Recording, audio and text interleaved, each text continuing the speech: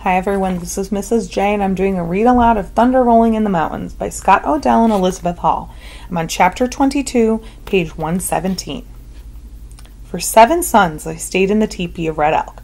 I was not permitted to go outside unless a lighting dove held the rawhide lead. At night I was tethered to a teepee pole like a horse. The rifles that Red Elk had taken from us were always before my eyes. He wrapped the barrels in antelope hide and placed them against the wall of the teepee. All day I looked at them, and all day I thought of the treachery that led to the death of Swan Necklace. At first I did not know why my life was spared. Red Elk paid no attention to me. He looked through me and never spoke. A lighting dove was kind, but never asked me to work. Yet a captive woman is not allowed to be idle. I listened to their talk. After a few suns, some of their words had meaning. I did not let them know how many Assiniboine words I had learned. From their talk at night, I discovered that Charging Hawk once had a wife. She had died 3 snows before. She was big with child, and her baby died with her.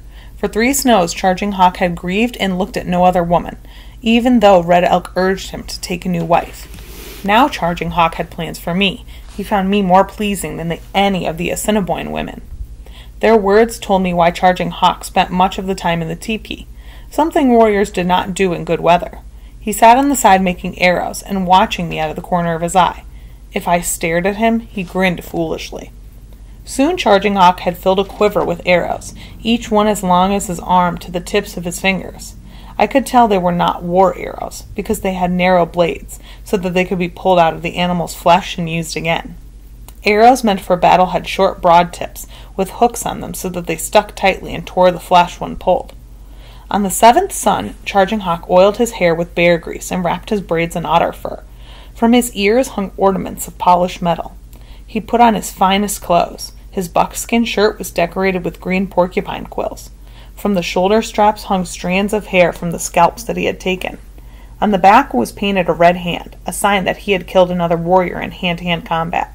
At his throat was a necklace of enormous bear claws.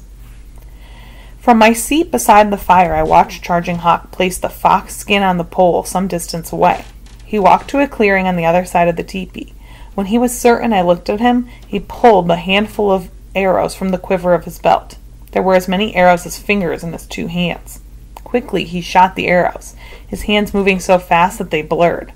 Before the first had hit the fox skin, the last was moving through the air. All the arrows hit the skin in the spot no larger than my hand. Without speaking, Charging Hawk plucked the arrows from the pole and marched off. He had shown me his skills as a marksman. I could be certain that those in his teepee would never want for me. That night a lighting dove told me that Charging Hawk wished to marry me. She said I was lucky. Most captive women become slaves, but as the wife of Charging Hawk, I would be an Assiniboine. Charging Hawk was a great warrior and a skillful hunter, but I only felt hatred for him. Now I must become his wife. After that day, a lighting dove gave me work to do, but she always worked beside me. She watched me closely and showed me the Assiniboine way to roast roots and dry meat. She showed me how they stored their dried food for the winter. She did many things in the Nimipu way, but some were different. I learned how to cook meat as the Assiniboines did. A lighting dove showed me how to dig a hole in the ground and line it with rawhide. She filled the hole with water and put a big chunk of buffalo into it. In the water, she dropped large red-hot stones from the fire. She kept changing the stones until the water boiled and the meat cooked. Now I knew why her people were called Assiniboines, stone boilers. Suns passed and winter came. The snow lay deep on the ground.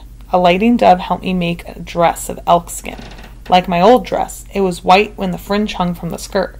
My old dress had long fringed sleeves and a beautiful sky blue quills across the shoulder. The new dress had no sleeves.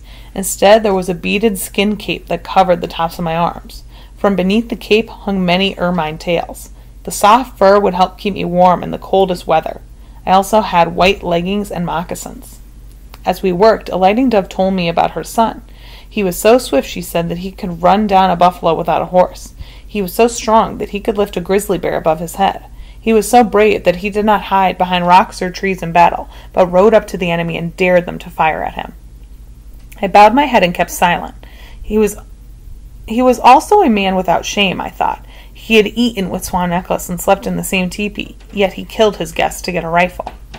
When the dress was finished, Lighting Dove called me to the fire. She motioned for me to sit down. Then she took the bone needle and held it into the flame until it glowed. Swiftly, she grabbed my ear and thrust the needle through. I screamed with pain and grabbed for my ear. A Lighting Dove caught my hand. She shook her head and motioned for me to be still. 3 bright drops of blood fell on my fingers. A Lighting Dove placed the greased stick into the hole to keep it open. Then she did the same thing to my other ear. This time I sat quietly and did not make a sound, even when the hot needle went through my ear. With words and signs, a Lighting Dove told me that all Assiniboines had holes in their ears, and when the holes were healed, I could marry Charging Hawk. My ears healed too fast. Several times I picked at the wounds to keep them raw. In spite of all that I could do, the redness disappeared and the flesh was smooth. The Assiniboines held a great feast to celebrate the wedding of the chief's son. Fires blazed in the camp.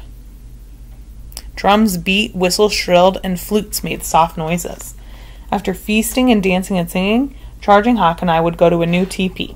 The skins that covered it were painted with buffalo and butterflies, kingfishers, and antelope. When I looked at it, I thought of Swan Necklace, and my heart was sad. My sorrow did not show. I put on my new clothes. From my ears hung bangles of silver and blue stones, brought from lands far to the south. A Lighting Dove said they had cost Charging Hawk 3 horses.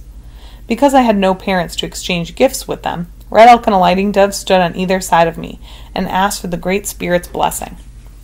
At my feet, Charging Hawk laid a beautiful ermine blanket, as white as snow and as soft as a cloud. No one in the tribe had such a beautiful blanket. "This is our marriage blanket," said Charging Hawk. "It is beautiful," I said, though my lips were still stiff. It was hard to form the Assiniboine words. Charging Hawk grasped my hands while Red Elk spoke of the wife's duty to her husband and the husband's duty to his wife. He asked the Great Spirit to send us many sons. The men nodded and the women smiled. Someone filled a stone pipe with tobacco and passed it around. Each man took a deep breath and handed it to his neighbor. Charging Hawk drew deeply from the pipe and blew out the smoke. Then he got to his feet and began to dance. He sang to the beat of the drum and danced about the circle of seated men. He grasped one of the warriors by hand and pulled him to his feet. Together they danced and sang. One by one the other men joined them. At last all the men were dancing and singing. The women clapped their hands. The dancing lasted far into the night. Smoke from the pipes and the fires filled the cold night air.